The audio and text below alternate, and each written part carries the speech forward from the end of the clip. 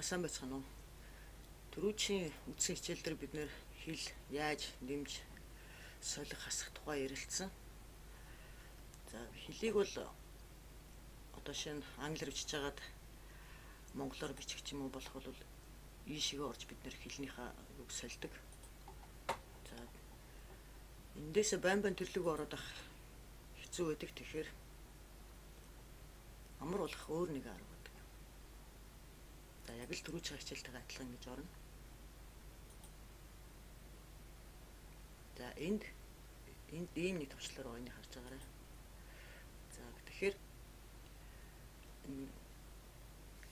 keyboard-ийнхаа хэлийг жишээ нь энд бол зүүн талаас Alt Shift дараад солигдож болно. Одоо эндээс та нар харж байна. Үгүй бол баруун талаас Alt Shift ч юм уу Control Shift. Тэр айл нэгийг дарж та нар тэрийг автоматар зөв заавал ийшээгээ орлоггүйгээр Control Shift гэж дараад яг хэл чинь өөрөө солигдно л гэсэн үг. Энэ бас л төвхтэй.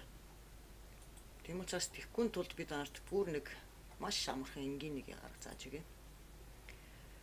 Та нар браузер Google руу ороод Punto Switcher гэдэг нэг юм жижиг програм байна. Энэрг орцгоё. За энэ гараад ирлээ. Өөрөх нь аль байсан сайт. За энэ цонх байна. За би энэ Punto Switcher-ыг өөр дээрээ суулгахгүй яагаад гэвэл байж байгаа учраас дахин суулгаад явах уу. Харин та нар энэ дээр дараад юу ч гэсэн компьютер дээр суулгах чараа. За одоо тэгээд ямар амар болохыг би та нарт одоо харуулъя. За жишээ нь нэг юм нэйл та.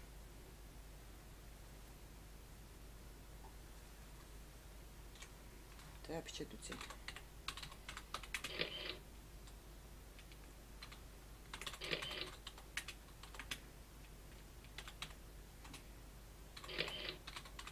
Ингээд яаж автоматар солигдож байгааг та нар харж байгаа.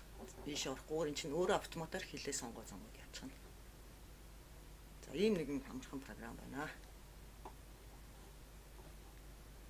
За дараагийн хичээл хүртэл баяр таа.